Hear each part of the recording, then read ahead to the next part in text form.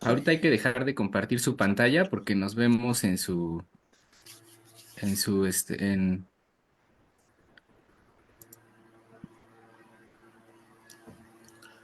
Ya, ya dejé de compartir pantalla. bien. ¿Tú todavía la estás viendo?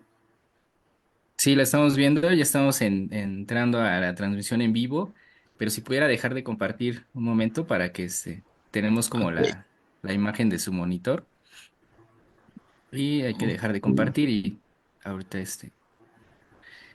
Y bien, pues mientras tanto, gracias doctor y pues bienvenidas y bienvenidos a Teotihuacán en casa. Hoy martes 26 de marzo del año 2024. Pues es un gusto enorme estar compartiendo pantalla con ustedes, con quienes nos acompañan en esta transmisión en vivo y con quienes posteriormente reproducen la sesión. De verdad, muchas gracias por estar aquí. Y pues el invitado que tenemos esta tarde, nuestro invitado de hoy es el doctor Octavio Torres Cházaro. Él es autor de la trilogía Teotihuacán, la otra civilización, una trilogía que está integrada por Teotihuacán Imperial, por Fuego que Nace, el conquistador teotihuacano que cambió el mundo maya, y por la caída de Teotihuacán. Estos son los tres tomos que integran Teotihuacán, la otra civilización. Una trilogía que se construye a partir de una narrativa que parte del año 350 al colapso teotihuacano en el año 650 aproximadamente. El doctor Octavio nos narra sucesos que acontecen en ese lapso de tiempo, sucesos que están fundamentados con la investigación arqueológica que se ha realizado al respecto. Y por citar solo un ejemplo, tenemos el tema de la entrada de los teotihuacanos a Tikal, un suceso que se ha venido investigando durante varios años por los especialistas, que incluso hay posturas encontradas respecto a si la entrada se hizo de manera diplomática o se hizo de manera bélica. Y justamente el doctor Octavio, en su segundo volumen, Fuego que Nace, nos va narrando este suceso, va describiendo la ruta que siguieron los teotihuacanos hasta entrar al Petén guatemalteco, va mencionando a una serie de personajes que son referenciados en estelas mayas y que justamente se conocen a partir del estudio epigráfico que se realiza. Y este estudio es el que el doctor Octavio ocupa como parte de sus fuentes documentales para construir su narrativa novelística. Hoy justamente el doctor Octavio Torres nos va a compartir un poco sobre su experiencia como escritor de novela histórica mesoamericana. Y pues es muy grato para nosotros tenerlo aquí, doctor. Si me permiten comentarles, el doctor Octavio Torres es doctor en Ingeniería de Factores Humanos por la Virginia Tech y es licenciado en Psicología por la UNAM, donde recibió sus grados y el reconocimiento a los mejores estudiantes de México. La mayor parte de su vida profesional ha sido consultor en cambio, conflicto y aprendizaje organizacional para varias empresas públicas y privadas en México y Estados Unidos. Su interés por la historia prehispánica de México data de sus años en la preparatoria, en donde empezó como guionista de pequeñas obras de teatro colectivo que buscaban reflejar el ambiente de la conquista. 30 años después vino su reconsideración de Teotihuacán y su encuentro con el mundo maya, y un nuevo rumbo marcó su vida, un rumbo en el que ahora camina.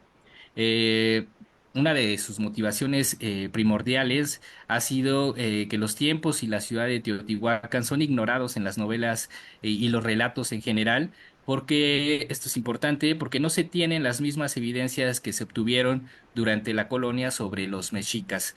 Esta fue una de las razones para abordar este tiempo y esta cultura. Y pues bienvenido, doctor. Reitero, es muy grato tenerlo en Teotihuacán en casa. Y pues lo escuchamos con atención. Una vez que concluya su presentación, pues tenemos alrededor de 30 minutos para comentarios y preguntas. Entonces, pues lo escuchamos, doctor. Si gusta encender su micrófono, compartir su pantalla y vamos viendo la secuencia de sus imágenes que tiene preparadas esta tarde. Muchas gracias, Alonso. Para facilitar, y debido a que estoy acá en Tepeji del Río, donde no fluyen tan fácilmente los electrones, voy a apagar en un momento dado el video para concentrarnos en nuestra presentación. Agradezco mucho la invitación para hacer esta presentación al público que tú tienes, que creo que es uno de los esfuerzos más loables que hay en difusión de la cultura, de nuestra cultura. Y de nuevo te agradezco la oportunidad de platicar con todos y voy a detener entonces el video para pasar a compartir mi pantalla. De acuerdo, doctor, y cualquier situación que se presente en tema técnico, pues también estamos aquí al pendiente para que la transmisión pueda fluir sin mayor problema y pues darle una un buen resultado a esta presentación que hoy nos tiene preparadas.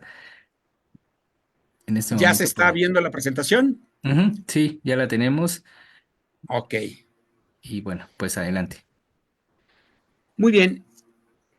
Lo que voy a describirles yo ha sido y es mi experiencia escribiendo. En este momento estoy escribiendo la continuación de la primera trilogía. Ahora me estoy concentrando en los años de lo que llamamos el epiclásico, que es una época tan primordial en la historia de México y en la historia de Mesoamérica en general. Y quiero relatarles lo que es mi experiencia, mi punto de vista, mis sugerencias para aquellos que se están iniciando y mantienen un interés también en escribir o en leer y oír las opiniones de alguien que escribe sobre novela histórica y particularmente novela histórica mesoamericana. Voy a pasar rápidamente aquí. Este es el índice.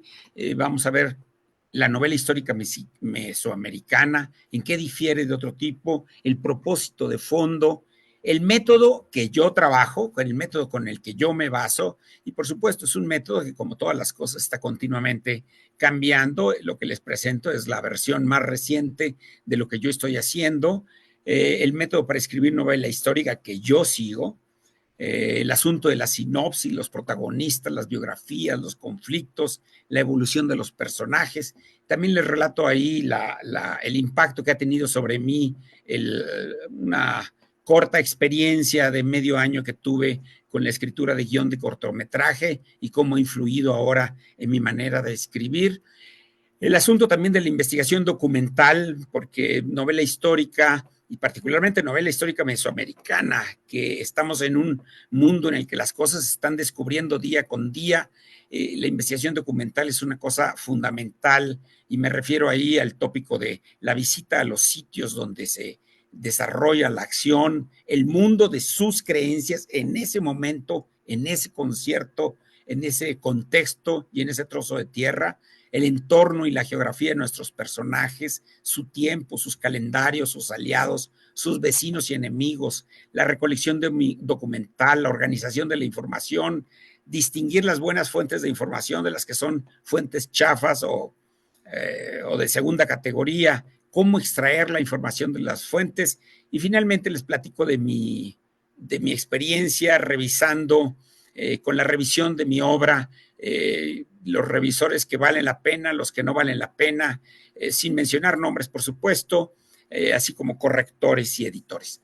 Pasamos entonces al primer punto. ¿Por qué en la novela histórica de Mesoamérica? Primero, porque hay que ampliar, creo yo, y eso fue la clarificación y la idea que me vino en el momento en que yo empecé a escribir y a medida que avanzaba, hay que ampliar nuestro horizonte histórico para ir mucho antes del siglo XV y del siglo XVI, que son los años generalmente más publicitados, particularmente el siglo XVI, con la derrota de los aztecas o la vida de los aztecas, de los mexicas. Y creo que hay que ir mucho más allá, porque estamos hablando de que los milenios que anteceden a los mexicas son milenios bueno, no tan solo le dan vida a los mexicas, le dan vida a lo que es nuestra cultura mexicana y nuestra cultura mesoamericana. También porque es una fuente inagotable de eventos y de tradiciones memorables. A mí la historia de Teotihuacán me ha parecido fascinante por el experimento que significó en cuestiones tales como la edificación de la vivienda, la repartición y la asignación de la comida. Y todo esto es para hacer un intento de reinterpretación del pasado, pero con base en lo que averiguan los arqueólogos. Sin duda hay otras maneras de platicar acerca del pasado. Hay gente que se basa pues en ocurrencias o en versiones o en tergiversaciones. Es, hay diferentes maneras de ganarse la vida y hay diferentes maneras de escribir. Yo no estoy, o más bien yo defiendo y yo me identifico con la manera documentada de escribir la ficción histórica y la novela histórica. También, ¿por qué es importante? Porque hay que identificar y saber identificar no solo las piedras sobre piedras de nuestras hermosas zonas arqueológicas, sino también hay que aprender a ver detrás de las piedras y los monumentos, identificar los conflictos y los logros de nuestra cultura que le fueron dando forma a nuestro país. Creo que una gran lección de leer o de escribir novela histórica es que uno aprende a tratar de leer detrás de las piedras, a tratar de leer el esfuerzo que hay atrás y a tratar de leer los conflictos que hacen que los pueblos surjan, se desarrollen, se conflictúen y mueran. En realidad ninguna cultura muere, simplemente se dispersa o cambia de enfoque, de manera de estar organizada o así incluso de lugar. También es importante para dar vida a las relaciones entre pueblos y culturas que tendemos a ver aisladas y estáticas. Eso es una cosa que creo que la novela histórica mesoamericana puede ser un gran aporte al tratar de identificar no solo lo que está sucediendo en un lugar, sino cómo se vincula, cómo está vinculado, por ejemplo, en su momento cúspide, por ejemplo, en el siglo IV, cómo está vinculado y de qué forma podemos darle vida a esa vinculación que tiene Teotihuacán con la cultura maya y en particular con el Petén maya. Cómo se vincula la caída de Teotihuacán con el surgimiento de lugares tales como Tula Chico, Tula Grande, Chingú, Xochicalco, Tajín, Cholula, etcétera, etcétera. Entonces, la novela histórica mesoamericana lo que trata es de darle vida a esos periodos de nuestra existencia cultural y también para ampliar las fronteras más allá de la misma Mesoamérica, es otra de las razones para escribir sobre esto. ¿En qué difiere de otro tipo de novela? Mira, en primer lugar, la novela mesoamericana se basa en la interpretación que hacen los arqueólogos y uno mismo como escritor de los sucesos de ese tiempo. ¿Por qué enfatizo los arqueólogos y uno mismo? Porque afortunada o desafortunadamente, más desafortunadamente que otra cosa, no tenemos historia escrita, con la excepción de los mayas que dan bastantes buenos indicios, bueno, y que escriben acerca de cosas en específico. Nosotros no tenemos esa evidencia histórica, tenemos que basarnos más al trabajar en todo lo que antecede al siglo XV o al siglo XVI, tenemos que trabajar más y entender lo que van diciendo los arqueólogos sobre la cerámica, sobre las construcciones, etcétera. Entonces se vuelve una interpretación y una relatoría, en cierto sentido, un poco más complicada, porque como ustedes saben, por lo menos en el centro de México, casi no tenemos personajes identificados, pero sí tenemos momentos históricos tremendamente importantes. En este sentido, la novela mesoamericana, la novela histórica mesoamericana, está mucho más vinculada a la arqueología más que a la historia. La historia es más una serie de sucesos sobre los cuales tenemos un cierto nivel de evidencia escrita. Otro asunto por el que caracteriza a la novela histórica mesoamericana es que no dependemos tanto de la interpretación de frailes ni conquistadores que llegaron en el siglo XVI. Ahora, no voy a negar con esto que hay interpretaciones de los frailes, como por ejemplo el asunto de lo que describen, por lo menos parte del asunto de lo que describen relacionado con los calendarios. Hay elementos que sí se pueden tomar de ahí, que se tienen que tomar de allí, pero no tenemos más otras informaciones acerca de lo que pasó antes del siglo XVI. Y lo que tenemos de lo que se habla, lo que pasó antes del siglo XVI, pues son generalmente gentes que ya están bajo el dominio del Imperio Español. Otra de las cosas en que difiere este tipo de novela es que muestra las grandes diferencias o se esperaría que mostrara las grandes diferencias con nuestra cultura actual en formas y diversidad de gobiernos, religión y calendarios. Hay cosas que unen muchísimo a Mesoamérica. Por ejemplo, uno de ellos es los calendarios, otro es ciertos elementos básicos y críticos, torales de las religiones. Pero una de las cosas en que hubo una interesante diversidad, que Teotihuacán mismo marcó parte de esas diversidades, por ejemplo, el asunto de la gobernanza y de los tipos de gobierno. Las investigaciones actuales indican que parte de la experiencia teotihuacana en esto, pues pueden datar incluso de varios siglos antes de Cristo o antes de nuestra era. Eh, y quizá ustedes hayan oído hablar de Aguada Fénix, y ahí hay elementos que sugieren que fuese o que fue un tipo de gobierno no necesariamente ni monárquico ni basado en pequeños feudos. Entonces, esto es el tipo de tópicos que a mí me parece apasionante de concentrarnos en la novela histórica mesoamericana. Por supuesto, va a haber un cierto grado, un buen y alto grado de incertidumbre respecto de lo que escribimos, pero lo que necesitamos es ir poniendo carne y sentido a lo que los arqueólogos nos van describiendo. Otra de las cosas es que la novela histórica mesoamericana debe y hacer patente la presencia de dioses, planetas y creencias de esa época, o hacer visible aquello que le dio vida y sustento a las sociedades de esa época. Y esto no lo vamos a encontrar más que adentrándonos en el trabajo que hacen los arqueólogos y tratar de ir armando, literalmente armando un rompecabezas y tratando de darle a ese rompecabezas una interpretación novelística y una interpretación dramática. ¿Cuál es el propósito de fondo de escribir novela histórica mesoamericana? Uno, educarnos al hacer visible lo que hoy ya es difícil de ver sobre las culturas que nos precedieron, cómo vivían y morían, cómo conversaban, cómo peleaban, cómo manifestaban sus creencias y cómo se relacionaban con otras ciudades y culturas.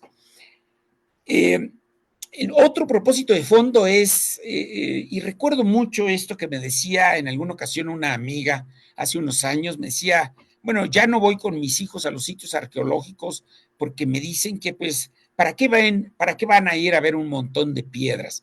Es una aseveración muy triste, pero tenemos que, como novelistas, y creo que como arqueólogos, los que sean arqueólogos, yo no lo soy, como novelistas tenemos que convertir los sitios de piedras, pirámides y templos en historias vivas, historias interesantes, historias aleccionadoras que nos permitan ver el pasado con una mayor perspectiva. Claro, el asunto humano sigue siendo el asunto humano, es decir, aquí y hace 2000 años nos enamorábamos, aquí y hace 2000 años nos deprimíamos, quizá más ahora que antes. Aquí y hace 2000 años igual teníamos enemigos y teníamos que andar cuidando nuestras espaldas. Sí, hay tópicos que son tópicos universales, los tópicos universales de la novela, y hay tópicos muy específicos que corresponden a nuestras sociedades del pasado, y estamos hablando de sociedades del pasado de hace de 1500 a 2000 años antes de nuestro momento. Necesitamos también, y como propósito de fondo, crear narraciones que atrapen el interés de todos por nuestra historia, o al menos por nuestra interpretación de esos momentos. En este sentido, quisiera decirles que por eso no es de extrañar que mis libros, en el momento en que yo descubro que hay algún descubrimiento arqueológico o que hay alguna mejor interpretación de lo que estoy describiendo, yo genero una segunda edición, como ya pasó con Teotihuacán Imperial. Ahorita estamos en la segunda edición porque creo que se pudo haber enriquecido muchísimo ese contenido. Creí, volví a trabajar al respecto y creo que resultó una mejor obra, mucho más completa, con muchas más diversidad de aristas, de personajes y de conflictos que se vinculan con el tiempo de esa época. Y finalmente, ¿cuál es el propósito de fondo? Combatir el síndrome de la postal. ¿Cuál es este síndrome de la postal? Pues todos como turistas lo recordamos, pasamos por por lo menos en el pasado, pasábamos por un local cercano del sitio turístico, comprábamos una postal, pero generalmente la postal era de ese tiempo, de ese momento, de ese edificio, pero rara vez en la postal nunca va a podernos decir cómo ese momento estaba vinculado con otros en nuestra historia, cómo las personas que aparecen o no aparecen ahí se vinculaban con otras personas, ya sea como aliados, ya sea como enemigos, ya sea como comerciantes con los cuales se establecía un vínculo de negocios. Ese síndrome de la postal y el de tratar de ver la dinámica de nuestros pueblos es uno de los grandes retos de la novela histórica, ver la dinámica de nuestros pueblos. Ahora, no estoy diciendo nada nuevo, no estoy diciendo una cosa que sea específico de la novela mesoamericana. Los grandes novelistas como eh, Valerio Máximo Manfredi, que es un arqueólogo y un gran novelista que escribe sobre Alejandro, bueno, uno de sus tantos libros, una trilogía sobre Alejandro, pues una de las cosas que hace, pues es no nada más andar diciendo que Alejandro conquistó aquí y allá y se murió y todo se vino abajo, no, sino lo que nos hace también es darnos cuenta de las vicisitudes, de la interrelación entre culturas, del mundo persa en relación al mundo griego, y ese hacer vivir esos momentos es y hacer vivir esos momentos en la perspectiva del tiempo que nosotros tenemos por culturas milenarias que nos anteceden por más de 5,000 años, eso es uno de los retos y las cosas más interesantes que se puede plantear la novela histórica mesoamericana. ¿Cuál es el método que yo he seguido? Miren, es el resumen inicial de nuestra trama. En el resumen inicial de nuestra trama, lo que yo hago inicialmente es, ¿qué va a pasar aquí? Generalmente esa primera trama y la segunda y la tercera versión y la cuarta generalmente terminan en el basurero, pero eso permite ir creando las primeras hipótesis de cómo armar la novela. Aparecen los personajes primordiales dentro del primer esbozo de sus historias personales, hace contacto la cultura y los conflictos de vida de cada personaje, hago un primer planteamiento de lo que el héroe de la historia quiere y los muchos obstáculos que enfrenta para conseguir lo que se propone, y refleja el balance y los momentos críticos de la trama. Déjenme decirles, aunque hablo en singular para simplificar lo que estoy diciendo, para quienes hayan leído o estén por leer Fuego que nace, el conquistador teotihuacano que cambió el mundo maya, pues lo que tiene de muy interesante es no solo la diversidad de personajes, sino la diversidad cultural de los diferentes personajes que arman y conforman la trama que se va desarrollando en esa novela. Entonces, la sinopsis lo que va tratando de hacer es que es más fácil que uno corrija una trama que puede llevar 5 páginas, 10, 20, 30 páginas, corregir que cuando ya tienes un documento de 250 páginas y quieres cambiar algo en la trama, újule, es como esos juegos de dominó donde ponen miles de fichas para que se vayan cayendo una tras otra, pues así sucede cuando uno escribe la sinopsis, sucede que quitas una ficha y tratas de ponerla, pero se te mueven como 2,000 otras. Cambio con la sinopsis, todo está muy a la vista y es fácil trabajarlo. Pero déjenme plantearle estos de manera muy gráfica. Los protagonistas y su biografía. Miren, las acciones de los protagonistas, y me voy a adelantar aquí un poco, déjenme.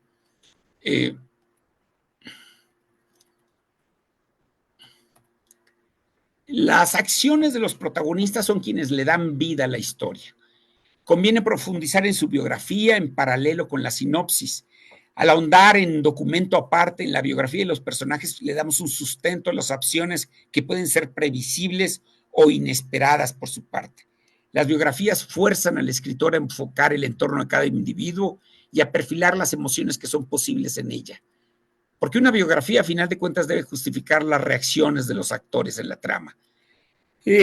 Yo no hacía biografías, las empecé a hacer en mi tercera novela, un poco por la influencia que ejerció sobre mí la escritura de guión cinematográfico, en particular de guión de cortometraje, para serles bien preciso, y me pareció que curiosamente a veces la biografía, particularmente en cortometraje, las biografías tienden a ser hasta más largas que la obra misma.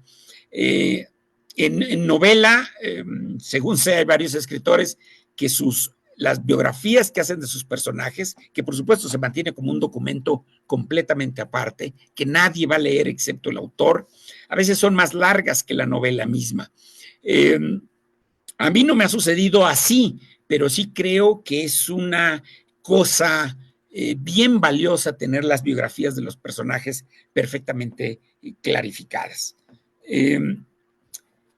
En la parte del método, yo he visualizado también que, como toda novela, necesitamos tener claros los conflictos, porque una trama sin uno o varios conflictos poderosos, pues nace muerta.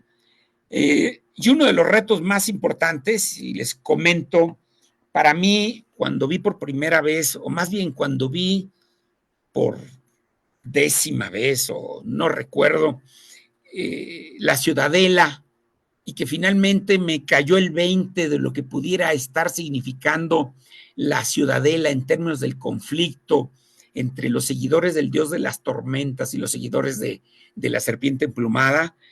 A mí me pareció una historia interesantísima. Empecé a leer lo que decían diversos arqueólogos, uno de ellos, Saburo Sugiyama, y me pareció que el conflicto que había detrás de la destrucción del templo de la serpiente emplumada era uno de los conflictos más interesantes, no solo por la destrucción, que eso es lo de menos, sino por lo que significó en términos de dos visiones de lo que significaba la confrontación de dos visiones del seguimiento de los cultos que en un momento dado parecían tan hermanados y que finalmente terminaron colapsando y confrontándose entre sí. Por eso hay que identificar los conflictos que son claves en la historia de una persona, de una ciudad o de una cultura. Y quizá debiera de leerlos en términos de una cultura, una ciudad y una persona, porque esos conflictos, que no tienen por qué ser unos, hay una multitud de conflictos a los que se enfrenta Fuego que nace en el desarrollo de la novela de Fuego que nace, en donde, por cierto, casi todos los personajes son reales, claro, no con el detalle en el que yo los describo, pero está plasmada, está cundida de conflictos por todas partes que se entrelazan y al relacionarlo se hace más fuerte la historia porque es un conflicto que va, pues, entre otras cosas, involucrando al lector. Hay que identificar esos conflictos primordiales porque los conflictos primordiales, que además de intentar verlos con su visión de su tiempo y de su circunstancia, uno no puede dejar cabos sueltos. Claro, hay películas francesas en donde dejan todos los cabos sueltos que se puedan, pero a mí, sinceramente, sí me llama más la atención amarrar los cabos sueltos de los conflictos primordiales de la novela. Y entendamos, como ya lo dije anteriormente, que las emociones son universales, pero aquello que desata cada emoción de nuestros personajes tiene que reflejar su época y su visión del mismo. El horror que nosotros, por ejemplo, podemos tener respecto al sacrificio humano o la manera en que nosotros hoy en día podemos estar podemos estar medio risueños cuando oímos el asunto de los horóscopos, pues no solo en nuestra Mesoamérica, sino a lo largo de todo el mundo, la lectura de los astros, la lectura de las posiciones del Sol, la lectura de las posiciones de Venus, Marte en particular y la Luna, es una lectura que era cosa no tan solo de todos los días, era una cosa de estar preocupados interpretando lo que podían querernos decir los astros. Entonces, hay cosas que en nuestra época no representan la misma prioridad e importancia, pero que en aquellas épocas eran cuestiones incluso de vida o muerte. La evolución de los personajes. si nuestra historia, los personajes permanecen chatos, nuestra historia no va a tener ningún interés para nadie. Hay personajes que pueden permanecer chatos o incambiables como una especie de trasfondo, como dirían los de software, como una especie de background, como un paisaje que está detrás de la acción. Pero la parte fundamental de nuestros personajes tiene que ser personajes que están conflictuados por algo, tienen sueños de algo, quieren obtener algo.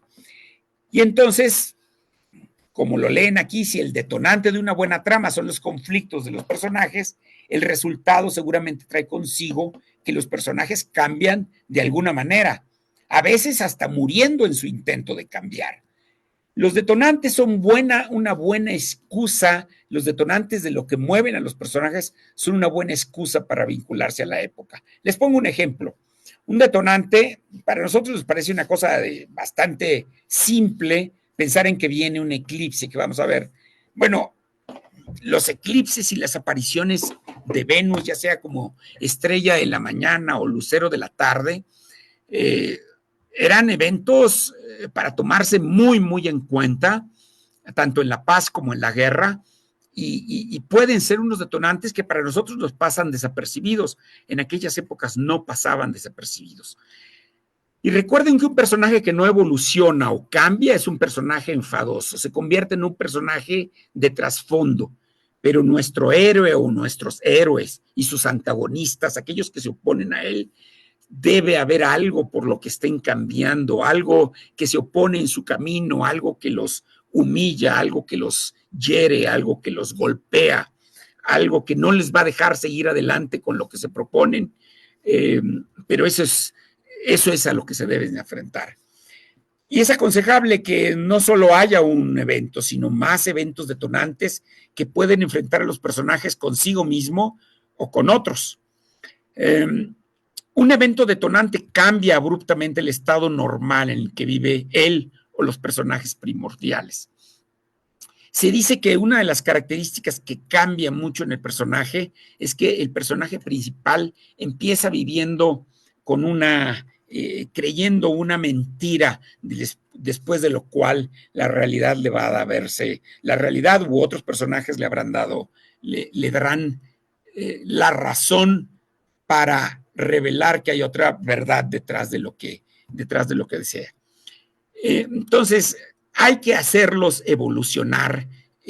No se trata de contar historias que sean historias estáticas, ni personajes estáticos, ni ciudades estáticas, ni alianzas estáticas, sino debe ser idealmente para capturar a nuestros lectores un personaje que se mueve en medio del conflicto. La investigación documental es fundamental para escribir novela histórica mesoamericana.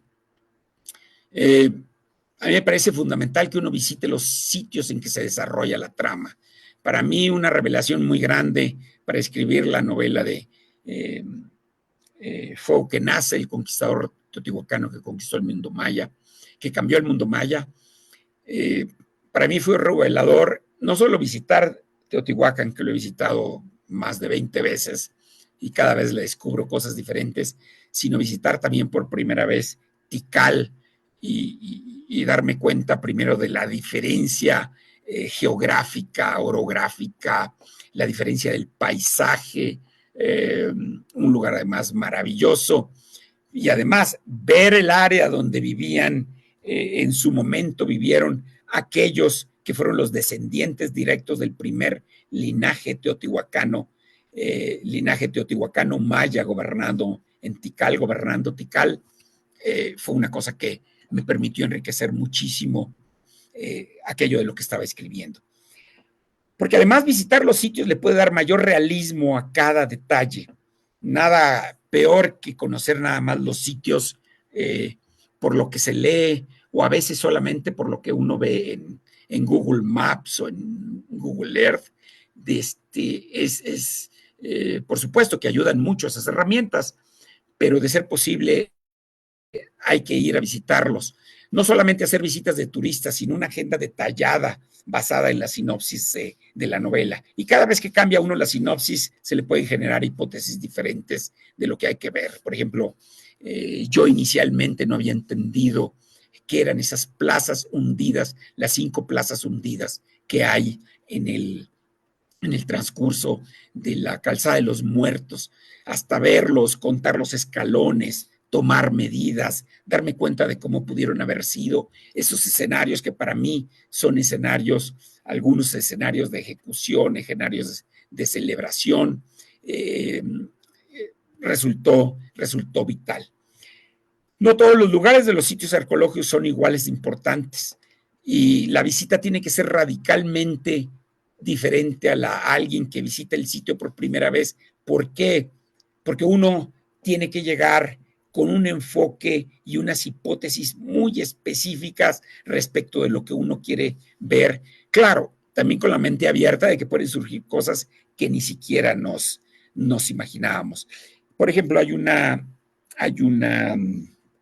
escena de la caída de Teotihuacán, en donde hay una ejecución casi involuntaria, pero una ejecución en el Tlalocan de Tepantitla. Y cuando llegué a ver el Tlalocan de Tepantitla, ya con la idea de escribir este capítulo, esta escena de la caída de Teotihuacán, visitar el lugar y saber dónde estaba, dónde se podían esconder los ejecutores, los que iban a producir el asesinato, eh,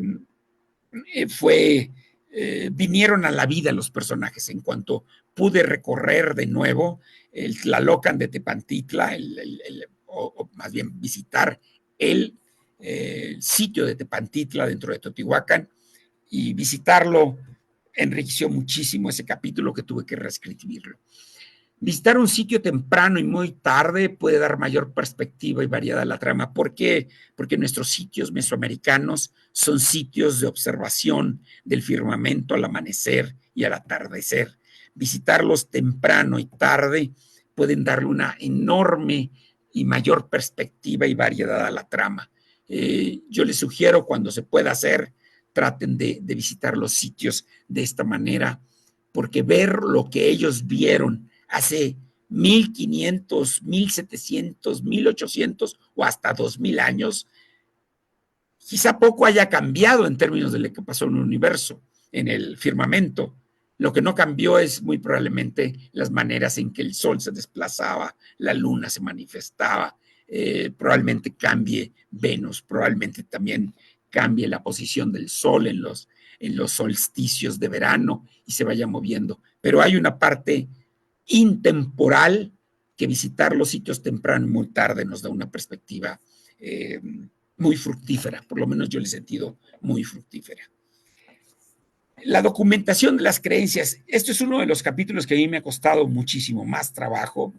He estado leyendo, entre otros, a López Austin, y la verdad de las cosas es muy difícil de interiorizar lo que se escribe ahí, pero es uno de los retos, yo creo, de los retos más retadores que me he enfrentado a la hora de escribir novela histórica. Porque basado en datos arqueológicos puede ser muy difícil adentrarse en los asuntos suaves o fugaces que no dejen evidencia física, como lo que escribe, por ejemplo, López Austin en 2 libros que en este momento, ahorita me voy a acordar del nombre de ellos. Recurre entonces a lo que se sabe de otras culturas que puedan iluminar las creencias del sitio en el que estás enfocado. La pregunta que debe uno hacerse es, ¿qué creían y por qué lo creían? Esa pregunta parece muy simple, pero es probablemente una de las preguntas más complicadas de responder cuando uno se está basando en los elementos que nos plantean los arqueólogos. Y en particular, por ejemplo, en mi caso, lo que nos plantea López Austin en sus escritos acerca del mundo antiguo mesoamericano. A veces el conocer otras culturas fuera de Mesoamérica puede ayudar a entender enigmas que tienen muchas interpretaciones. A mí me ha servido mucho tratar de entender el asunto o la contraposición de los chichimecas, si jugaron o no un papel similar a la que jugaron los godos con la caída del Imperio Romano. No les voy a dar una respuesta a ese asunto porque yo creo que hay muchas respuestas, hay muchas interpretaciones, pero esa contraposición de chichimecas versus godos invadiendo todo el imperio romano es una de las cosas más, es una de las comparaciones más interesantes e enriquecedoras, que por cierto, igual que la progresiva invasión de chichimecas, la llegada de los godos al sur de Europa fue un proceso que duró pues 2 o 3 siglos y que finalmente culminó pues con la caída del imperio que había durado casi 1000 años. El entorno y la geografía. Por entorno yo entiendo no solo el espacio físico, sino también su espacio astronómico. ¿Qué veían en la noche? ¿Qué veían en las montañas naturales o artificiales? Porque la observación de las montañas y los picos de las montañas, las laderas de las montañas que los rodeaban, es una parte fundamental de toda la arquitectura mesoamericana. Y además de fundamental, lo más interesante es que no todos lo hacían de la misma manera. Por ejemplo, la contraposición entre lo que hacía Teotihuacán, que es bastante similar a lo que hacían en Huachatún, allá en el Petén Maya, versus lo que hacían, por ejemplo, en Altavista, del área de Chalchihuites, allá por Zacatecas, pues tienen sus reinterpretaciones de cómo hacerlo. Eran sus fechas claves basadas solamente en los solsticios, los equinoccios y la presencia del sol cenital. ¿Qué parte de su ciudad o su geografía los impresionaba más y por qué? Cosas como, ¿y qué papel tenían, por ejemplo, las cruces punteadas? Son preguntas que en mi caso me van orientando por dónde debo andar buscando las respuestas. Por cierto, en lo que se refiere a la posición de los astros en el firmamento en fechas específicas, yo uso técnicas de simulación de las órbitas de los astros para entender mejor este entorno astronómico. Yo trato de simular el cielo, la noche, el día, en herramientas que me permitan ver pues el año, el día y la hora en que yo elija. Y generalmente, pues ahorita me estoy moviendo en el siglo VII, entonces ando entre el 625 y el 675. Y las herramientas con las que simulo son herramientas que me permiten ver, esto era lo que estaban observando el 12 de agosto del 650, por ejemplo, ¿no? Puede haber otras maneras de entenderlo. A mí se me facilita entenderlo y comprenderlo de esta manera.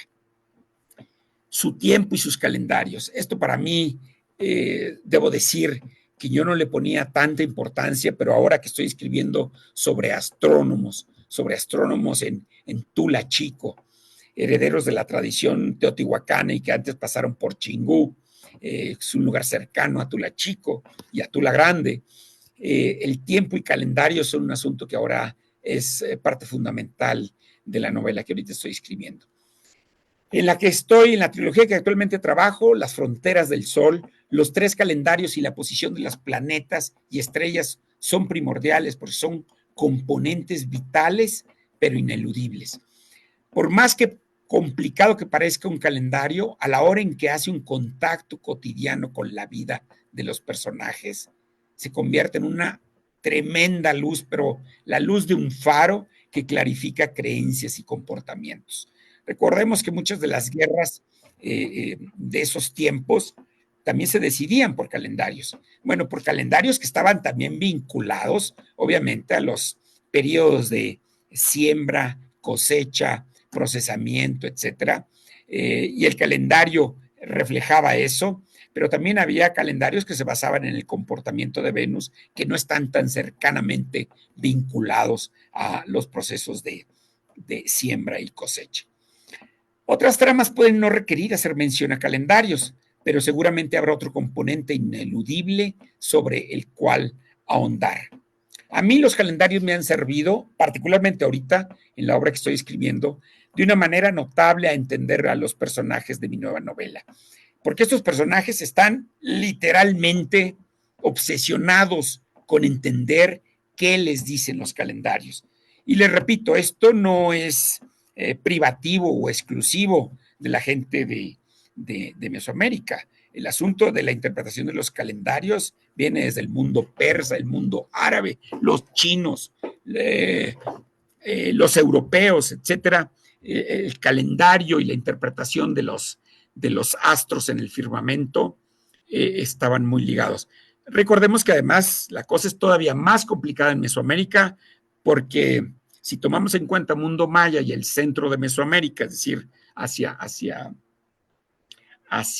lo que es Ciudad de México y su entorno, pues estamos hablando de cuando menos de 5 calendarios diferentes. Yo ahorita trabajo exclusivamente con 3 de ellos y es un montón que hay que entender y también creo que es un montón que hay que entender, pero son los que están más vinculados con es mi hipótesis, que están más vinculados con la experiencia cotidiana de mis personajes.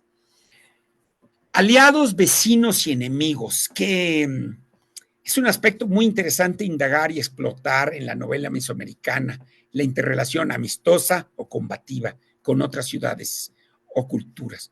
Miren, cuando uno visita no solo Teotihuacán, visiten ustedes, por ejemplo, Cantona, y ven ustedes el diseño de esos pasillos en donde pasan cuando más 2 o 3 personas, pero pasan rodeado uno de unas paredes de piedra sin cementante que están arriba de uno, las paredes pues de 3 o 4 metros.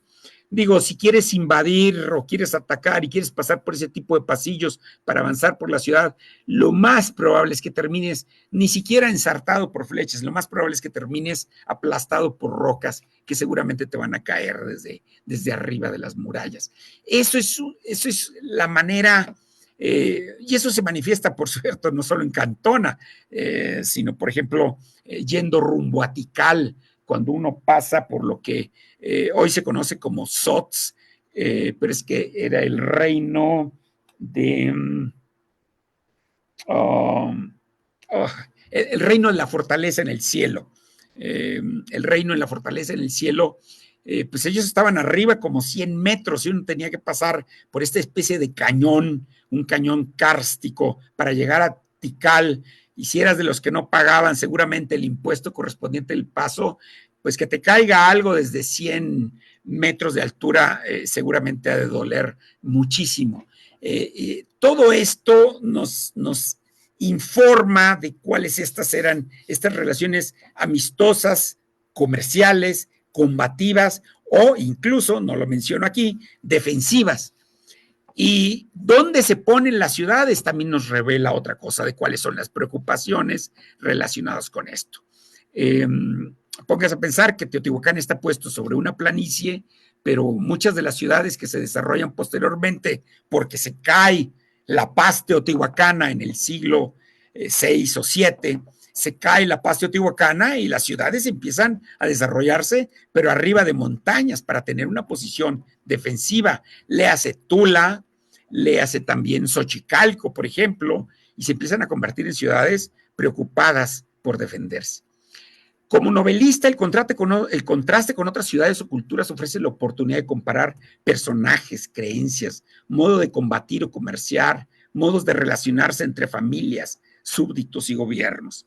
Entonces, estas comparaciones y el asunto de la guerra, la amistad y el comercio, y les menciono que, por ejemplo, el asunto de la ruta del tráfico o el comercio de la turquesa es una que duró más de 1000 años, es una de las cosas también más interesantes de la forma en que se mantenían comunicados e intercomunicados nuestros ancestros.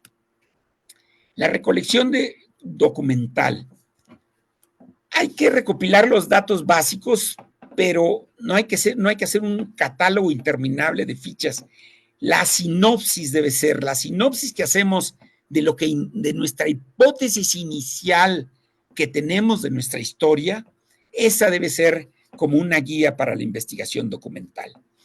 Yo les comento que además de leer un artículo primordial de David Stewart sobre la presencia de los extranjeros o la llegada, The Arrival of Strangers, que fue para mí una lectura fundamental, así como lo fue Saburo Sugiyama, etcétera. tener una idea, además del recorrido que utilizó Fuego que nace en una interpretación que, consultado con otros arqueólogos, me decía que sí es una interpretación plausible, posible y probable, la interpretación que hace un arqueólogo de apellido Nondedeo, o Nondedeo, sí. Y eso fue, yo creo que se convirtió junto con el artículo de David Stewart y otros más, se convirtieron en guías fundamentales para escribir el segundo libro.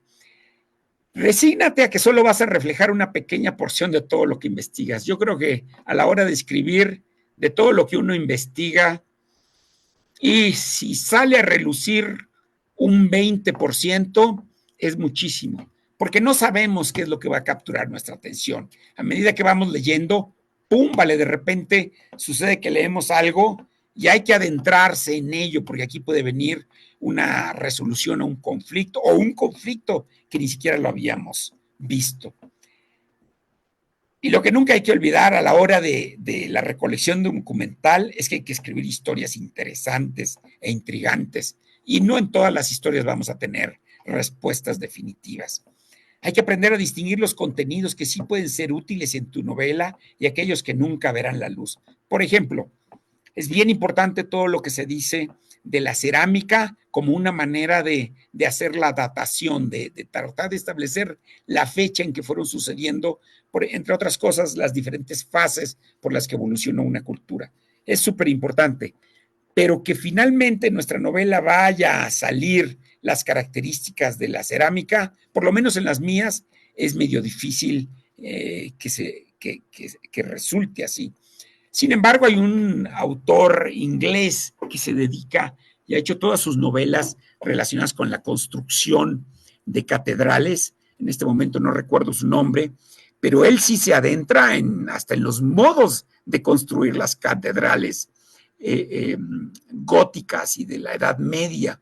Y se adentra en los personajes que están construyendo esas catedrales. Es una opción que yo no he revisado, que yo no he considerado por ahora, pero a él en particular le gusta enfocarse en los personajes como constructores de catedrales, como constructores de edificios, como constructores de una cultura arquitectónica. Y lo hace excelentemente bien. Hay que revisar el resumen al principio, las conclusiones al final, las gráficas y la bibliografía. Y repito, nuestra guía fundamental para la recolección documental para mí siempre ha sido la evolución de mi sinopsis. La evolución de la sinopsis, porque rara vez la sinopsis que haces al principio va a quedarse escrita en piedra.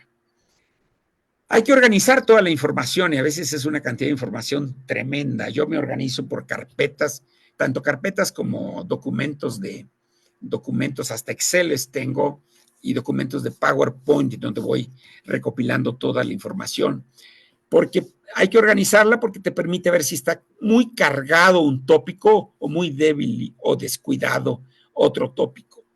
Al avanzar en la organización documental hay que intentar vincularla también con la sinopsis o al resumen de tu trama. Por ejemplo, si yo no tuviera en mi sinopsis la importancia de la interpretación de los calendarios con base en el día en que naces, con el día en que estás preguntando, con el día en que esperas que suceda un evento, pues no estaría yo investigando, tratando de investigar a fondo sobre el asunto de los calendarios y la manera de interpretarlos, no solo en Mesoamérica, sino también en otras partes del mundo. Hay tópicos que pueden parecer fríos o estériles, pero el reto es convertirlos en un aspecto interesante de tus personajes. Ejemplo, la construcción de las iglesias góticas en la Europa continental, como en Gran Bretaña, pues parece ser un tópico que a mí me parecía al principio medio estéril, y resultó ser en manos de este escritor una de las novelas más interesantes. Sin embargo, hay otros autores, como por ejemplo Harris, que escribió la trilogía de Cicerón, en donde no sale a relucir más que escasamente la arquitectura romana de su época, pero todo lo que son los argumentos, las contraposiciones con Julio César, con Marco Antonio y con la gente que los rodeaban a todos ellos, hace que sea una contraposición a lo que escriben otros autores basándose en cosas que parecían frías o estériles, como la construcción de edificios.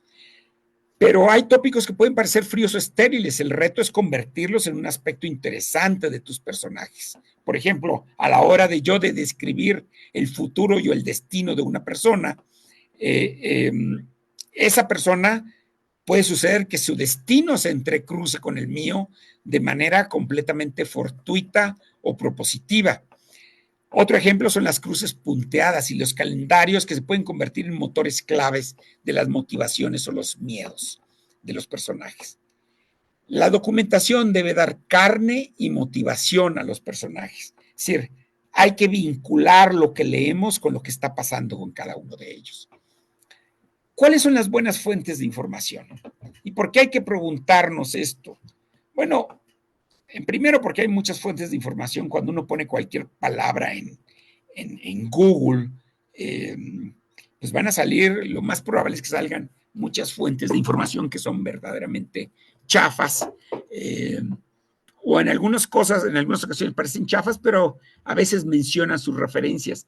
El mencionar las referencias es particularmente importante, pero hay que tratar de distinguir no tan solo quiénes son las buenas fuentes de información, sino quiénes son los arqueólogos, porque recuerden que la novela mesoamericana se basa mucho en lo que los arqueólogos investigan y encuentran.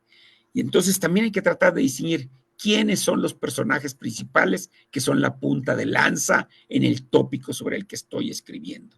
¿Quiénes son los que están entendiendo mejor el asunto de los calendarios, por ejemplo? El asunto de la astronomía antigua, por ejemplo, Aveni, para mí, pues ha resultado ser una lectura fundamental, así como autoras mexicanas de Lina, que también son fundamentales para entender lo que está pasando con buenas fuentes de información relacionadas con los calendarios. Hay que buscar fuentes fidedignas de información, pero recuerda que no escribes ni un ensayo ni un texto de historia. Estás desarrollando una trama inmersiva en donde ni la historia, ni el lugar, ni los personajes son solamente una escenografía o una imagen de fondo. Finalmente deben cobrar vida. Al final, yo sí sugiero mencionar las fuentes bibliográficas consultadas de mayor relevancia. Y hay que tener cuidado con las fuentes que no tienen respaldo. Hoy en día hay que reconocer que la ficción histórica, que hacen varios autores españoles, cada vez más, si ustedes hojean, ya sea de manera electrónica o en papel, hojean los finales de sus libros, hay unos autores que realmente se toman un cuidado de varias páginas para mencionar todas las fuentes de información que utilizaron. Otros más, que a mí me encantan, se toman la molestia de ellos y la editorial, se toman la molestia de ilustrar los mapas, porque hay montones de ciudades, tanto allá en Europa o en el Medio Oriente, se toman la molestia de mencionar, de escribir los mapas, y particularmente de aquellas ciudades o que ya no existen, o que cambiaron de nombre, o que de hecho se tiene una idea de que existieron, pero no se sabe exactamente dónde se encuentra, solamente se tiene una idea de la región. Entonces, esa para mí, la novela histórica contemporánea es una novela histórica que debe facilitar al lector el entendimiento de su pasado, facilitarle al lector el entendimiento de un pasado apropiadamente y fidedignamente documentado. Y hay que tener cuidado con las fuentes que no tienen respaldo. Una manera de cuidarse de las fuentes que no tienen respaldo es checar los nombres de los autores.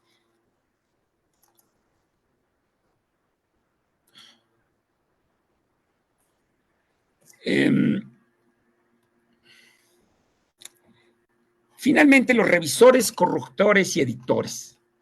Les he de decir que hay mucho revisor. Me acuerdo mucho de un revisor que yo le decía pues, que tenía una obra que quería que me revisara, y me dice, sí. Y le digo, ¿cómo cobras? Y me dice, no, pues yo cobro por hoja, por página que esté escrita en Google, en Word de Microsoft. Y digo, oye, yo no utilizo software de Microsoft. Yo utilizo pues las herramientas de Google, las herramientas para... Ah, no, tiene que estar escrito en Microsoft Word, si no, no puedo revisártelo. Ah, chinga. Entonces yo me quedé muy asombrado, pero debo anticiparles, en mi experiencia, repito, en mi experiencia, los revisores que me han cobrado por palabra revisada o por el número de páginas, y yo les envío el documento, luego me lo mandan de regreso, es un desperdicio de tiempo, de dinero y de esfuerzo. Sí, en lo particular, un revisor que a mí me dice que trabaja de esa manera, yo no quiero saber de él. Sus reportes me parecen generalmente inútiles e inservibles. A mí me funcionan las sesiones de revisión conjunta con alguien que tiene experiencia demostrada como escritor, porque luego se encuentra uno cada Cervantes o cada cuate que se cree el dominador de la literatura universal, y sucede que no ha escrito ni 3 palabras. Entonces hay que tener cuidado con eso, porque finalmente lo que te van a aventar es un rollo madeador, y lo mejor es tener un revisor con el que puedas discutir cada corrección. ¿Y esto por qué? Claro, ya no hay necesidad de andarse preocupando por los acentos. Hay muchas herramientas muy buenas que eso lo resuelven. Hay que preocuparse por el asunto relacionado con la estructura, la dinámica de los personajes, el entrelace que hay entre un capítulo y otro, o entre el principio y el final. Esos son los revisores con los que vale la pena, con los que uno puede entablar una discusión informada y de fondo. Porque hacer estos revisores que cobran por palabra, en mi experiencia, solamente pierden lana, van a terminar encabronados con el revisor y no va a servir absolutamente para nada. No lo hagan. Es mi sugerencia y probablemente hay otras personas que opinen diferente. Yo les platico en mi experiencia. Y recuerden que también no siempre son compatibles el revisor y el escritor, digo, también por eso es que hay divorcios, pero cuando no hay, sientas que no hay compatibilidad, se paga la sesión y se aborta la asesoría, no debe pasar a mayores, y eso también dejarlo claro desde el principio. Yo generalmente establezco relaciones contractuales que duran, pues son sesiones de revisión de 4 veces al mes. Al término del mes nos decimos, vamos para adelante de mi lado, y el revisor me dice, vamos por adelante o no, mejor yo me voy con otro cliente. Entonces, así debe estar de abierto el asunto. Toma tiempo encontrar un buen revisor, pero es muy útil cuando lo encuentras. Yo trabajo con un revisor que se llama Ovidio, y Ovidio es, en 4 o 5 años que tengo yo de buscando revisores, Ovidio ha sido un verdadero descubrimiento que me ha enriquecido mucho como escritor, las largas conversaciones que sostengo con él, que a veces son conversaciones de 45 minutos y a veces son conversaciones de 1 hora y media sobre el contenido de lo que estoy escribiendo. Entonces, esa es mi experiencia al respecto. Hay asuntos para los que no tengo respuesta. ¿Cuándo es que tengo suficiente información? ¿Estoy exagerando mi búsqueda de la información? ¿Debo preocuparme por el detalle de mis representaciones de datos o de la información recopilada?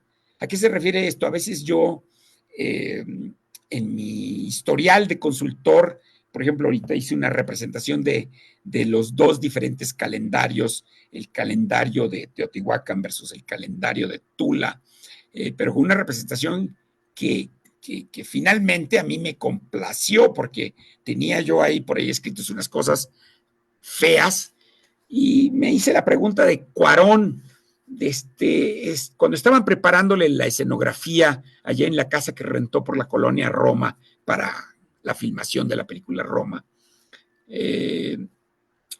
Uno de los encargados de escenografía, un carpintero estaba arreglándole una cajonera, y entonces le dice Cuarón al carpintero: oye, pero esto debe estar barnizado en negro y algo así, ¿no? Y le dice el carpintero, pues es que eso no va a salir en la película. No, eso no lo van a ver ellos, pero yo sí lo voy a ver. Y si yo lo voy a ver, entonces para mí es importante para la realización de esta película. Entonces había que pintar el cajón por adentro de negro. Y ese criterio yo me lo aplico a mí. Sí, quizá otros no lo vean, pero si yo sí lo veo y para mí forma parte del proceso de escribir y de escribir como a mí me gusta, como a mí quiero verlo, como quiero ver la representación de mis datos antes de escribirlo, lo voy a hacer. Aunque probablemente nunca nadie más, excepto yo, va a ver ese documento. Y luego, tampoco tengo respuesta para cuando hay una polémica o un desacuerdo sustancial. ¿Por cuál argumento tomo partida? Y voy a ponerles el ejemplo. La doctora Linda Rosa Manzanilla, a quien le tengo un enorme aprecio, respeto y agradecimiento, siempre me ha respondido las preguntas desde su óptica. Ella considera que la invasión de Teotihuacán, de invasión atical por los teotihuacanos, fue organizada por los sobrevivientes del culto de la serpiente emplumada en ese proceso de andar huyendo, pues porque los estaban exterminando en Teotihuacán. Pero a mí, yo me basé en otra hipótesis que, en otra posibilidad, que era, no, estos no eran seguidores del culto de la serpiente emplumada, sino seguidores del dios de las tormentas, porque a final de cuentas eran los que se quedaron con el poder. No tan solo eso, se quedaron con el poder y luego enviaron gobernantes a que se entronizaran en el centro de Teotihuacán. Entonces yo me dije, pero si los mandan a entronizarse a Teotihuacán mismo, pues no puedo ser del culto que acaban de exterminar, tiene que ser del culto que permaneció en el poder, es decir, el culto del dios de las tormentas. Entonces ahí sí tuve que deferir y preguntarme, ¿qué me hace más sentido y qué le hace más sentido a mi novela? Y tomé la opción de considerar, aunque no se refleje tan radicalmente, tomé la opción de considerar que los que llegaron ahí eran seguidores del dios de las tormentas. He de decirles algo que alguno de ustedes puede estar pensando. No hace mucho tiempo, de hecho apenas están escarbando, pero se descubrió que en Tikal pues hay una réplica de la ciudadela, es decir, del área de adoración de la serpiente emplumada, que curiosamente estaba siendo construida desde antes de la llegada de los teotihuacanos. Entonces uno podría pensar, pues si le están haciendo una ciudadela, es decir, una réplica de la ciudadela, pero en Tikal, allá atrás de lo que les dicen mundo perdido, entonces pues es muy probable que estaban preparando algo.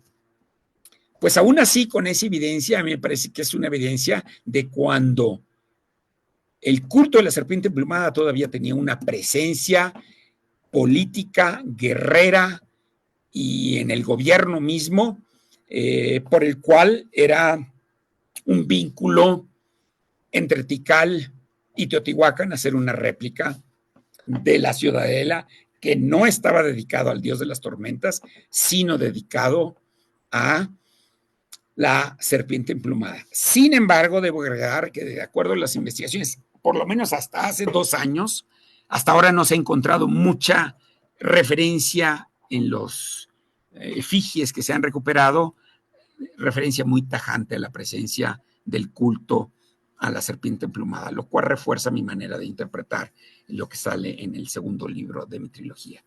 ¿Debo hacerle caso a las referencias viejas o a los bestsellers? ¿Y qué tan reciente debe ser la información que considere? Yo digo que aquí la respuesta de las referencias viejas o bestsellers, en parte la debe resolver quién es el autor de que estamos hablando.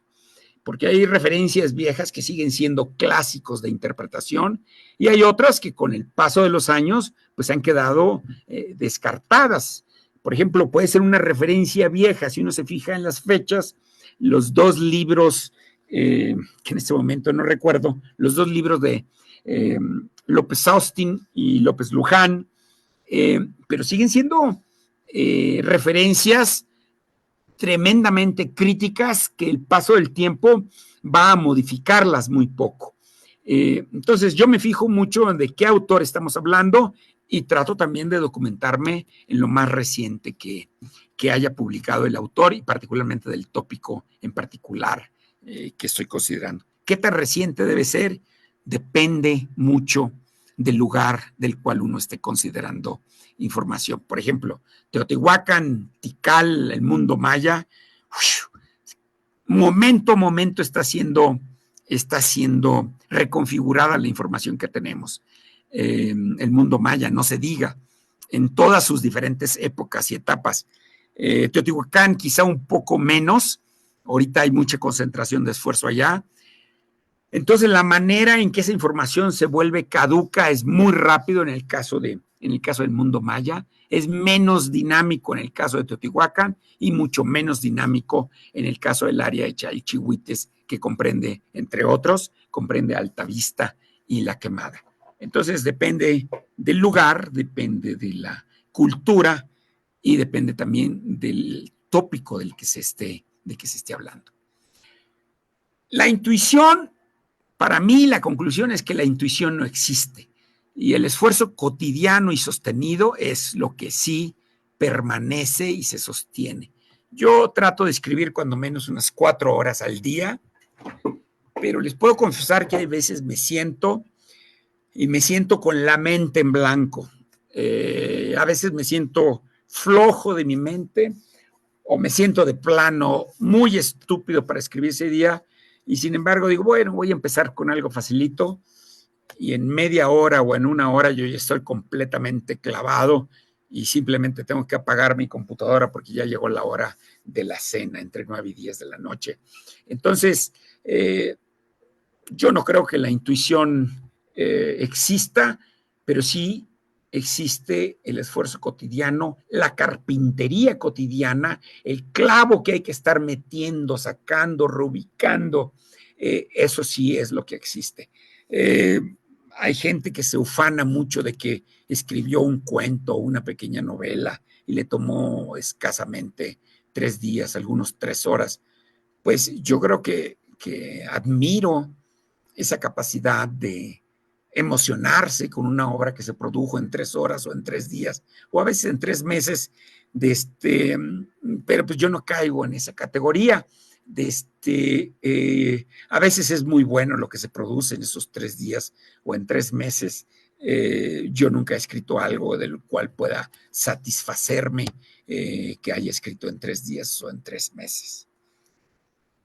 Y finalmente, estas son las 3 obras que ya están publicadas, que muy amablemente Alonso mencionó al principio, que son las que constituyen las trilogía de Teotihuacán, la otra cultura, que un es Teotihuacán Imperial, es la primera, Fuego que nace, el conquistador teotihuacano que cambia el mundo maya. Teotihuacán Imperial ya va en la segunda edición, Fuego que nace, el conquistador teotihuacano que cambia el mundo maya, que dependiendo de lo que se vaya descubriendo en estos próximos meses o años, hasta pudiera suceder que haya una segunda edición.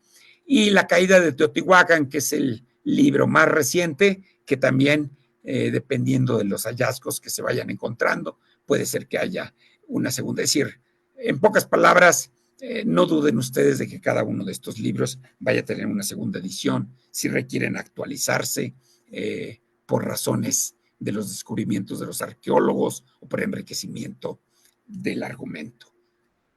Muchísimas gracias y ahora sí, si quieren ustedes todas las preguntas en que están pensando, con mucho gusto las compartimos. Nada más quisiera yo ahorita hacer una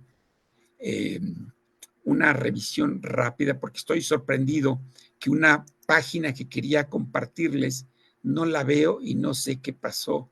Uf, parece que Creo que la es una perdí. que tenía como una gráfica, ¿no, doctor? Sí, Sí, la no sé, alcanzo a ver en una de sus diapositivas. No sé si puede ir subiendo.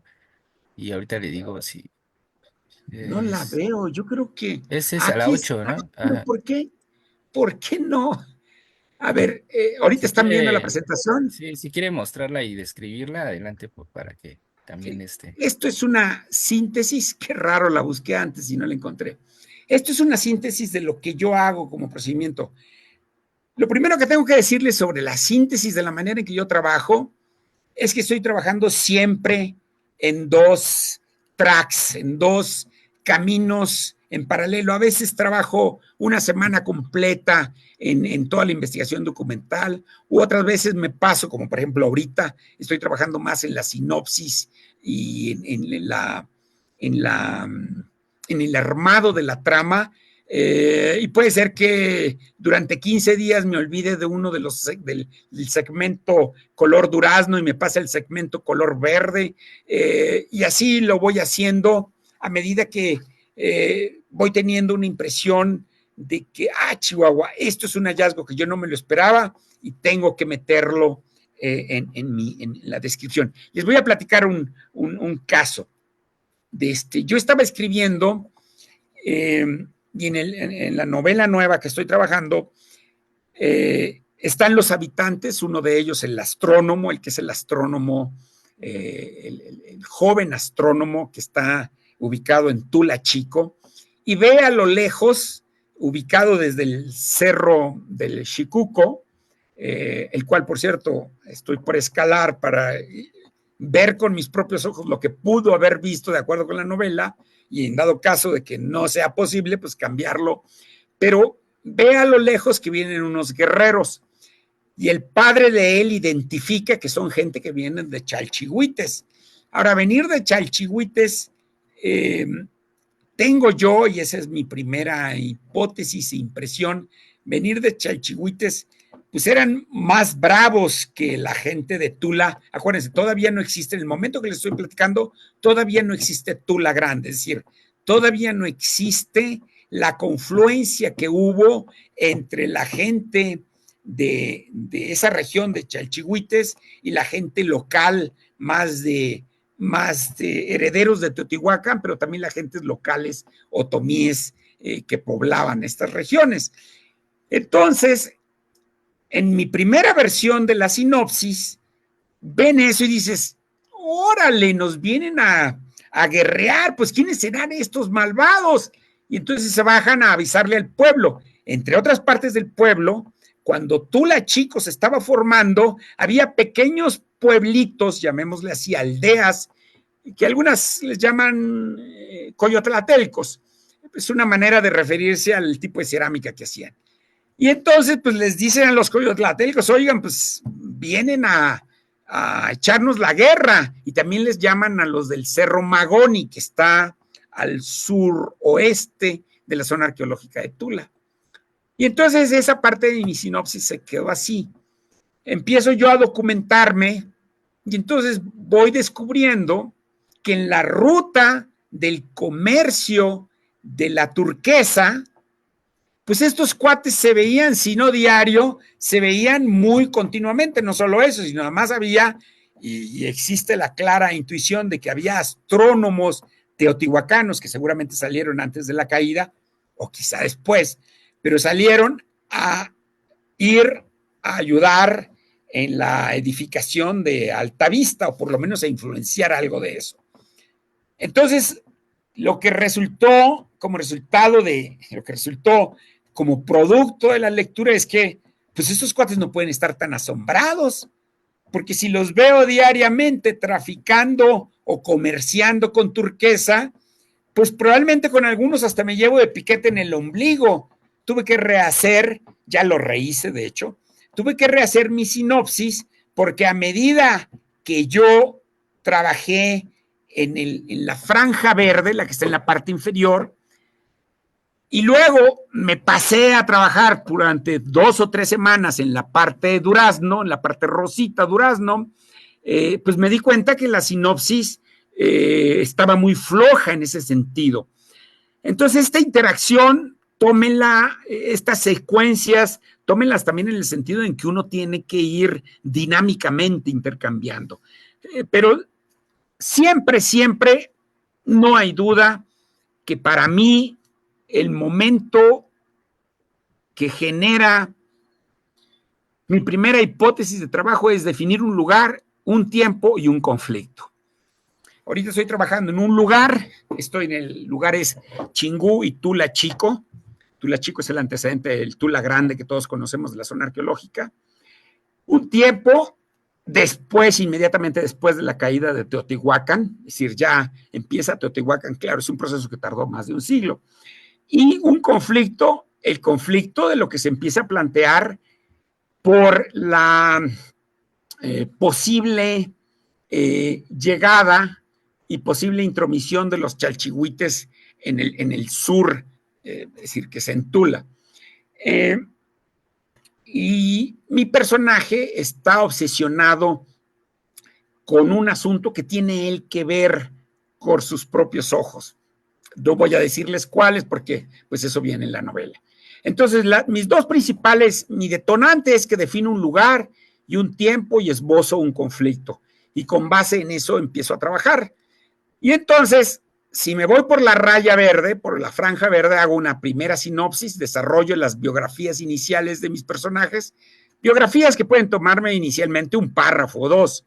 Luego segmento la trama, eso lo hago casi desde el principio, que me permite ir clarificando cómo van a evolucionar, no solo los personajes, también el conflicto. Y defino un final general de la trama y de los personajes claves. Algunos se van a morir, algunos se van a casar, o por lo menos van a encontrar pareja, etcétera. Al mismo tiempo ya empiezo a decir, ok, entonces si creo que va a pasar esto, identifico cuáles son los tópicos que tengo que investigar. Por ejemplo, cuando empecé yo esto, yo no me imaginaba que iba a quedar tan amarrado al asunto de los calendarios. Y sucede que ahorita es uno de los tópicos que más, no tan solo que más me ocupa investigando, sino que más repercute en la sinopsis y en el argumento de mi novela. Luego, como les decía, identifico a los investigadores que tienen mayor relevancia en estos campos de interés. ¿Quiénes son los que son lanza de puntas? Y no tan solo los que son punta de lanza, no tan solo los que son punta de lanza, sino también hay unos tesistas, hay una profesora que escribió su tesis de maestría sobre el conflicto social en Chalchihuites, que me parece una tesis de maestría excepcionalmente buena, y esa para mí es uno de los investigadores de mayor relevancia. Los identifico, porque con eso también, al identificar a los investigadores de mayor relevancia, también voy identificando a las fuentes de información donde ellos publican. Al identificar investigadores y las fuentes de información donde ellos publican, híjola, ya tengo resuelto más de la mitad del asunto de la documentación. Y luego categorizo mis fuentes bibliográficas y saco conclusiones. Ahorita tengo alrededor de categorización de fuentes bibliográficas, tengo alrededor de unas 10 categorías. Por ejemplo, uno es de cultura de la época, otro es de calendarios, astronomía antigua, geografía, arquitectura de los lugares, etcétera. Son 10 diferentes tópicos en donde yo voy metiendo mis fuentes bibliográficas. Ahora, en la parte baja hago mi sinopsis, desarrollo la biografía inicial, eso es, continuamente lo tengo que estar revisando. Y de ser un personaje que yo me lo imaginaba, mi protagonista, de ser un personaje con ciertas características, ahorita ha evolucionado muchísimo. ¿Y qué uso como mis personajes?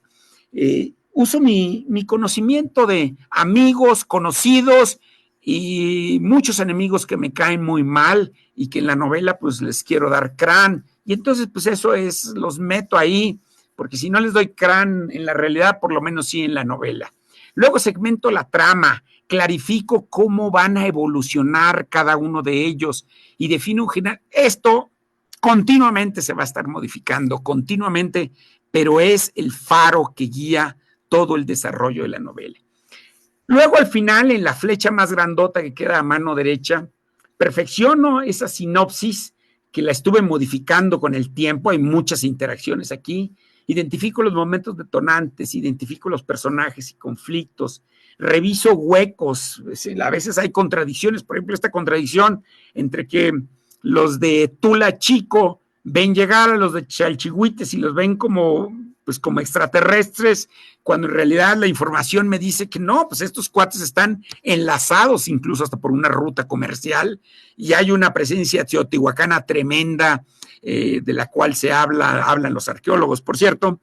Entonces me hizo cambiar y ahorita he de ir como en la versión número 4 de la sinopsis de mi novela. Si me preguntan cuántos capítulos he escrito, pues yo les diría que ninguno, y tengo una sinopsis cada vez más potente, y la verdad es que no sé exactamente cuándo voy a escribir, pero cuando empiece a escribir el primer capítulo ya voy a tener una idea bien precisa de por dónde se debe estar moviendo toda mi trama, mis personajes, etcétera.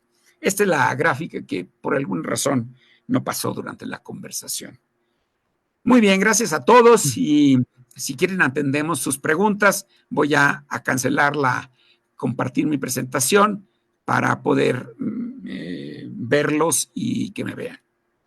Sí, gracias, doctor. Y comentar que esto que nos acaba de mencionar sobre la elaboración de sus capítulos hace referencia a esta cuarta novela que está redactando, ¿no? Que está escribiendo, eh, que tiene que ver con los pasajes que nos menciona, ¿no? Ya tenemos 3 tomos, que son los que se han mencionado, y ahorita lo que nos hace referencia es esta cuarta novela que está construyendo, ¿no? Bien, pues muchas gracias, doctor. La verdad ha sido una charla muy enriquecedora en el sentido de que todas estas sugerencias que nos ha compartido sobre la manera de escribir, eh, partiendo de una investigación documental que regularmente se mueve en ese ámbito académico y que el gran público o el público diverso por diferentes circunstancias a veces no llega a esos discursos, a esas publicaciones, o cuando llega se hace difícil entender o comprender lo que se está diciendo, y que estas sugerencias que hoy nos hace y que se ven plasmadas en sus novelas, pues es una forma también de aproximarnos, ¿no? De aproximarnos a estas investigaciones arqueológicas, a este pasado que nos interesa, y que incluso en el espacio de Teotihuacán en casa, pues ha habido comentarios de algunas personas que agradecen, ¿no? Agradecen este tipo de productos literarios que permiten pues estas aproximaciones. Entonces, pues muchas gracias por las sugerencias que incluso, reitero, pues son útiles para quienes de alguna forma estamos no redactando novela histórica, pero sí tratando de divulgar lo que la arqueología realiza, y muchos de estos consejos, de estas sugerencias, pues aplican también para quienes nos estamos moviendo en este ámbito de tratar de generar discursos dirigidos al público diverso. Hay algunos mensajes en el chat de la página de Facebook. Alfonso Tours, buenas noches, doctor Octavio. Saludos, Alonso. Saludos, Alfonso. Y nos dice Alfonso, estos personajes en medio de los conflictos me llevaron a sentirme como espectador en primera fila y cambió de manera importante la visión que tenía de la vida en ese entonces. Pues gracias, Alfonso. Alfonso, pues es uno de los lectores de la trilogía del doctor Octavio Torres. Entonces, pues gracias por acompañarnos, Alfonso, y por compartir tus apreciaciones una vez que has hecho la lectura de la trilogía. Francisco Hernández, doctor Octavio Torres Cházaro, muy interesante su exposición documentada y didáctica. Esto coincide con sus novelas y permite disfrutar la lectura y aprender, además de conocer los sitios relacionados a la novela. Muchas felicidades. Y también tenemos aquí un mensaje, una pregunta en el chat de la sala de Zoom. No sé si quieran hacerla directamente o si prefieren que le dé lectura, eh, como ustedes me digan. Pueden encender su micrófono si gustan. O si no, pues le doy lectura a la pregunta que hacen en el chat. Eh, Dice así: quiero hacer una novela histórica con mis 2 tesis de maestría y doctorado. Los datos duros de las investigaciones, ¿cómo es recomendable presentarlos? ¿Con notas al pie o hay otros recursos? Es lo que preguntan, doctor. Si quisiera dar respuesta, adelante. Claro, HY, lo único que veo de ti es HY, pero con mucho gusto te respondo. Mira, si tienes ese material entre las manos, verdaderamente tienes pepitas de oro entre tus manos. No te recomiendo utilizar, no te recomiendo utilizar las notas al pie de página. Es la costumbre o el estándar hoy en día es, puedes poner alguna referencia, por ejemplo, si introduces una figura, puedes darle entre paréntesis, poner en el pie de la figura la referencia de dónde se encuentra, de dónde obtuviste o de dónde modificaste esa información. Al final, yo lo que hago, por ejemplo, si tú lees Teotihuacán Imperial, yo dividí la literatura es una buena cantidad de bibliografía. Dividí la literatura que me encontré, incluso hasta los cálculos que hice de las distancias caminadas, etcétera, los dividí en segmentos o en tópicos. Por ejemplo, las rutas que caminaron los teotihuacanos, la velocidad de caminar en tales o cuales partes. Pero eso lo puse como una especie de apéndice al final del libro. Eso también es lo común que hagan otros autores que ponte en contacto conmigo, ya sea a través del mismo Alonso, y te comento lo que hacen otros autores al respecto. Pero lo común es que no se usen notas al pie de página porque la lectura se puede volver engorrosa, y si la persona está consultando las notas al pie de página, ya sea en papel o en electrónico, pues en electrónico nada más le pica la nota y te lleva al lugar correspondiente. En el papel se vuelve bastante más engorroso. Mi sugerencia es de nuevo que las pongas tus referencias al final. Puedes segmentarlas ya sea por tipos de tópicos o, por ejemplo, los puedes segmentar por capítulos. Dijéramos que tu primer capítulo es la guerra chichimeca. La guerra chichimeca en el occidente de México, o tu capítulo, a cada capítulo le pones las referencias fundamentales, torales o principales en las que está basada ese capítulo. No te recomiendo que pongas este tipo de categorizaciones. Más allá de unas 10 categorías ya empieza a ser bastante pesado. Toma en cuenta que va a ser un segmento muy, muy pequeño de lectores el que seguramente te va a agradecer, pero el que vaya a consultar las fuentes a las que aludes.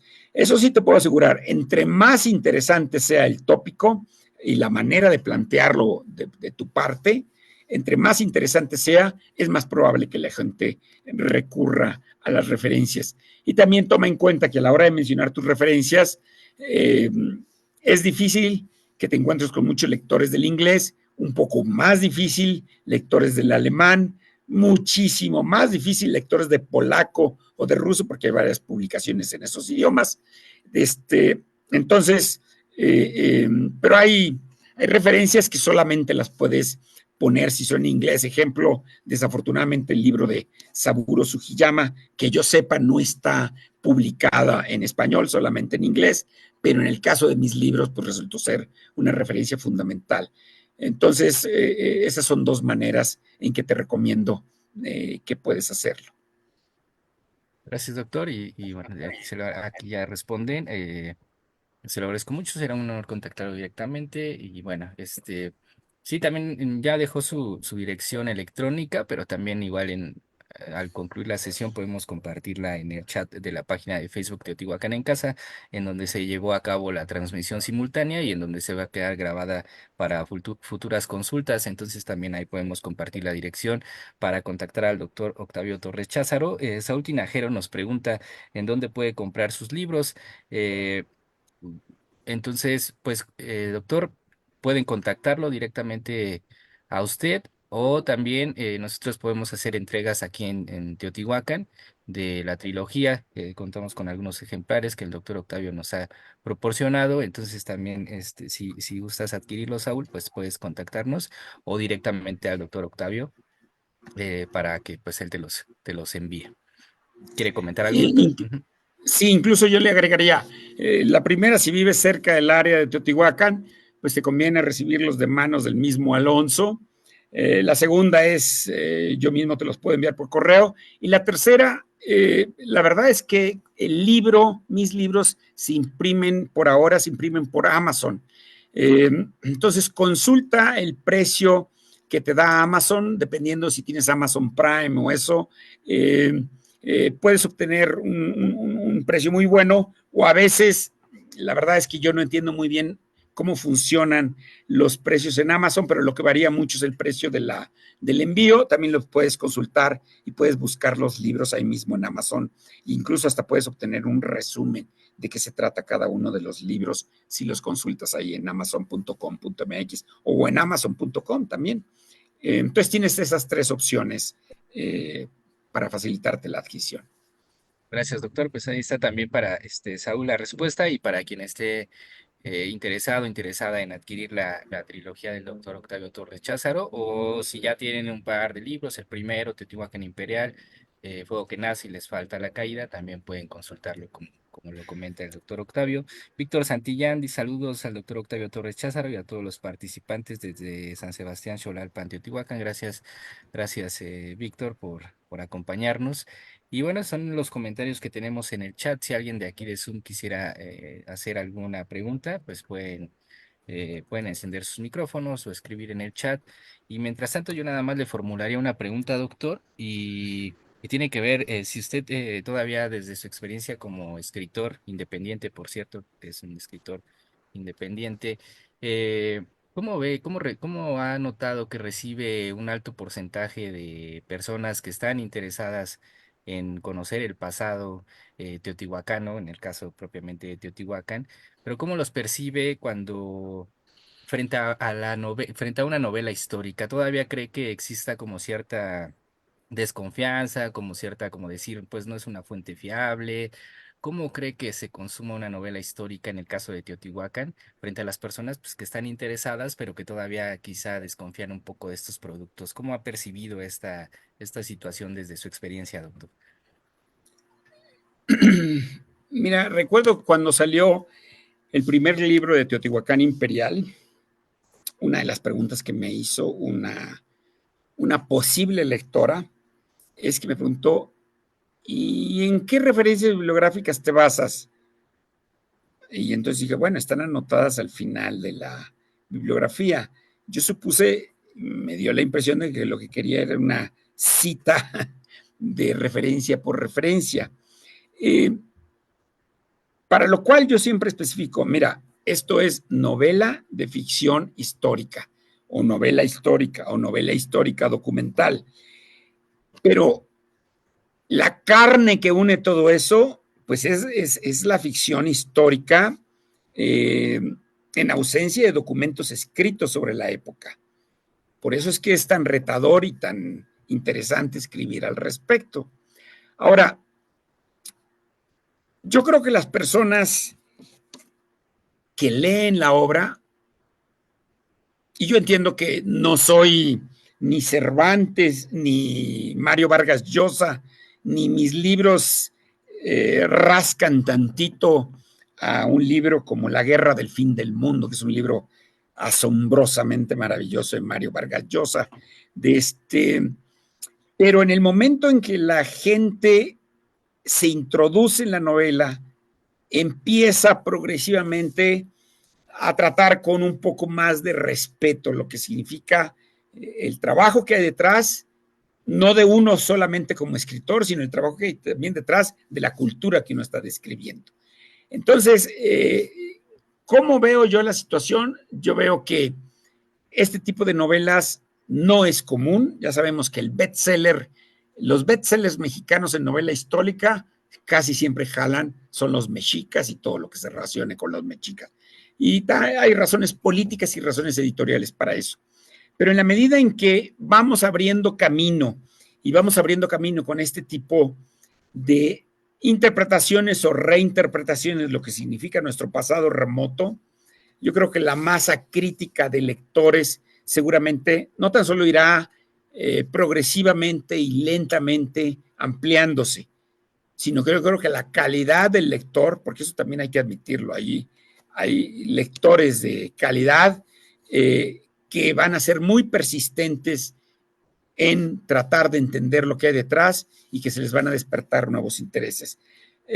Pero también creo que hay los que tú mencionas y a los que haces alusión, gente que será muy incrédula respecto de qué puede ofrecer la literatura histórica, perdón, la novela de ficción histórica, gente muy incrédula que muy probablemente difícilmente vaya a adentrarse mucho. Por eso uno de mis objetivos primordiales es enfocarme en gente como ustedes, las que acuden a estos foros, como el de Teotihuacán en Casa, los guías de turistas que literalmente reciben a lo largo del año a cientos de personas, y de Teotihuacán no se diga, más de cientos de personas, y también a profesores. Saber que hay un profesor que está leyendo mis libros, un profesor no importa el nivel escolar que sea, eh, esos profesores son los que van a ir abriendo esos guías de turistas, esa gente que compone la audiencia de tu espacio de difusión, son los que van a hacer que esto poco a poco vaya ganando presencia, lugar e importancia en el mundo, ¿por qué no decirlo?, en el mundo literario de la ficción histórica. Gracias, doctor. Pues no tenemos más comentarios en el chat. Yo agradezco mucho el acompañamiento que tuvimos esta noche.